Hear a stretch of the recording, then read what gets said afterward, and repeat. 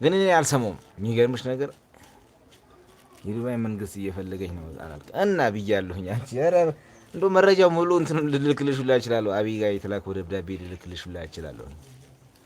ፊና ተሰካ እንዴ አንቺ ሰው አይፈልገኝም እንዴ? ለዱባይ ለማስታወቂያነት ዱባይን እንደ አምባሳደር እንደሆን ለዱባይ እየፈለገኝ ነው። ለዱባይ አምባሳደር ያደርገኝ ስለፈለገ ባለፈው ስለ ዱባይ የሰራሁት አንድ ምርጥ ፕሮግራም ነበርና እሱ ፕሮግራም እሱ ጋር ደረሰው። የሚገርምሽ ነገር ከዛ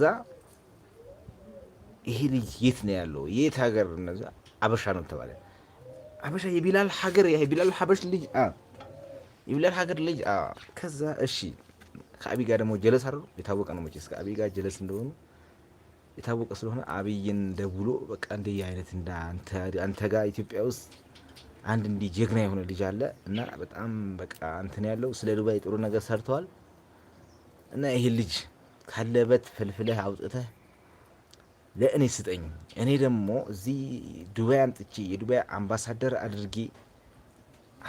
የዱባይ አምባሳደር አድርጌ ብዙ ነገሮችን ዱባይን ለዓለም እንዲያስተዋውቅ ታደርገው እፈልጋለሁኝ።